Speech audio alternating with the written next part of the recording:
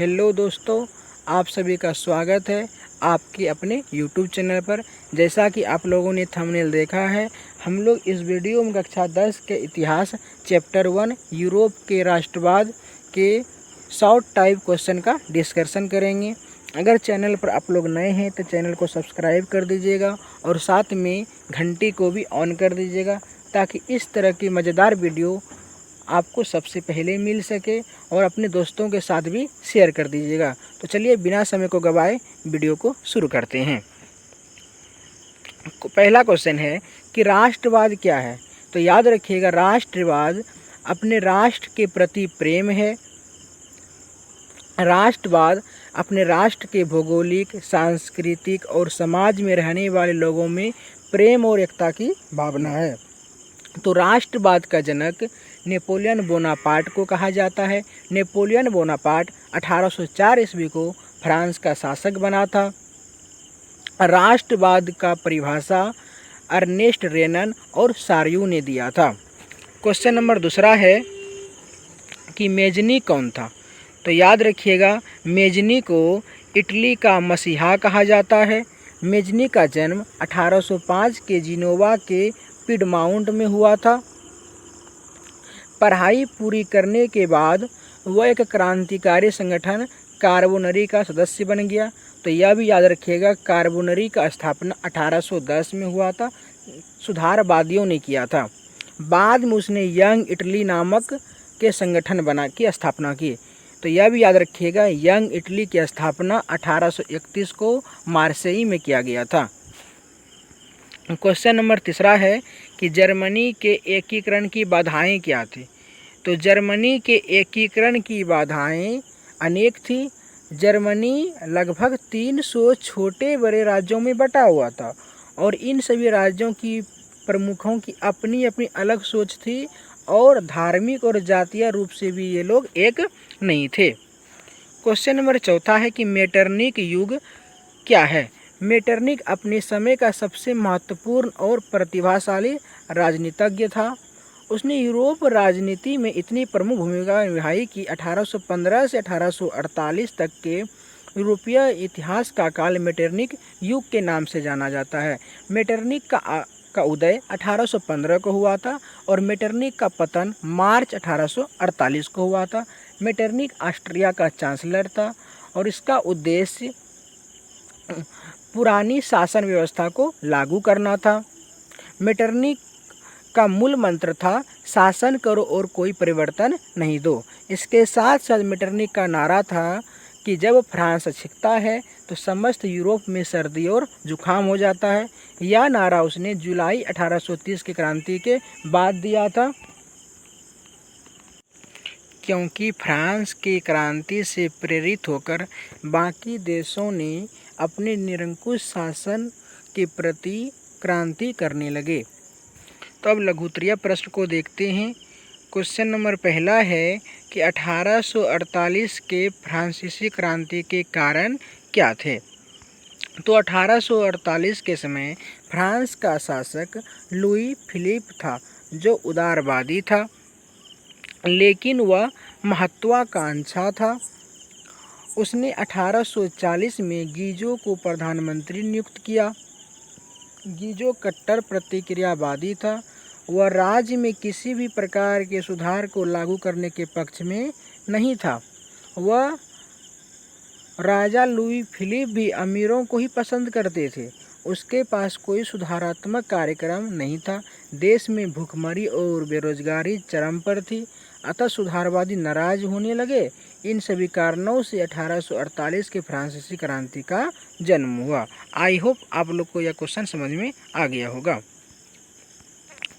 तो question number दूसरा है कि इटली और जर्मनी के एकीकरण में ऑस्ट्रिया की क्या भूमिका थी।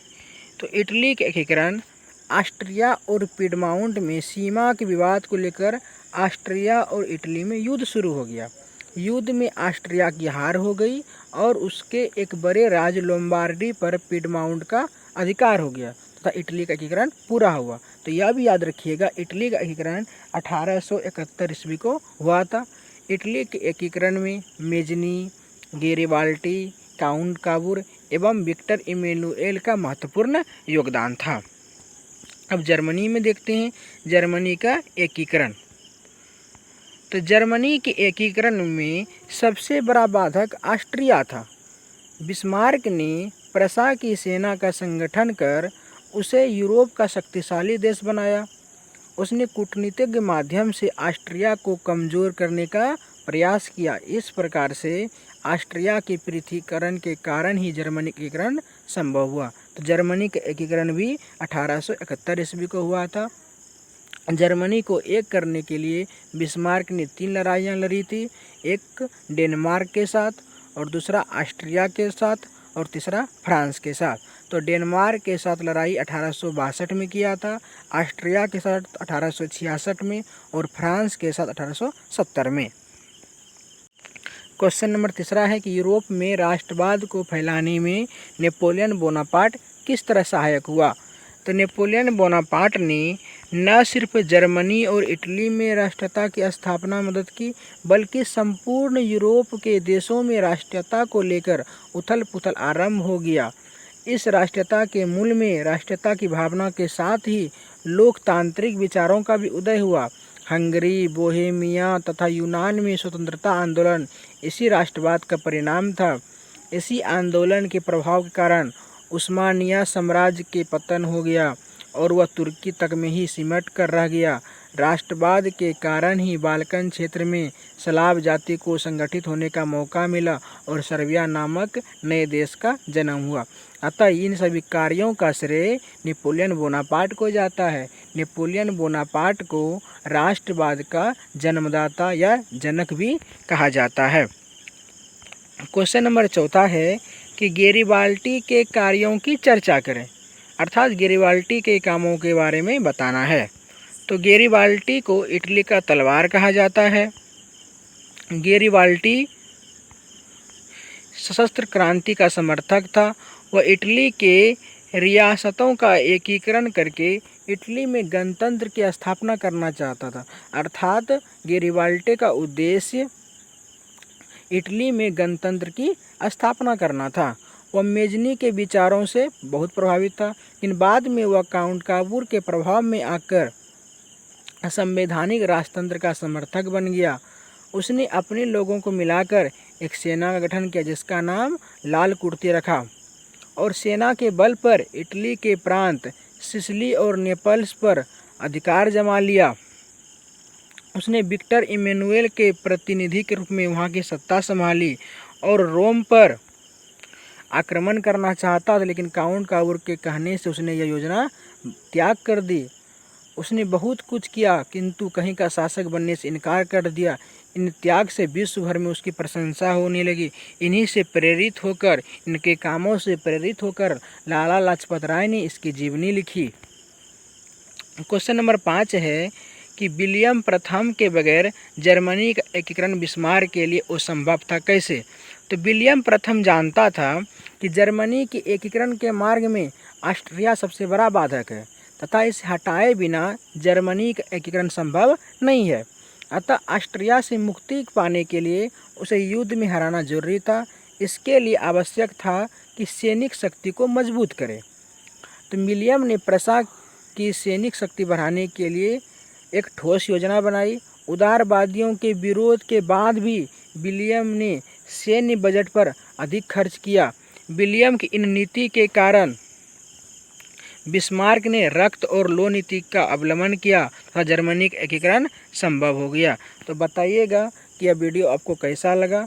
अगर वीडियो अच्छी लगी है तो वीडियो को लाइक कर दीजिएगा और दोस्तों के साथ शेयर कर दीजिएगा। अगर चैनल पर नए हैं तो चैनल को सब्सक्राइब कर दीजिएगा।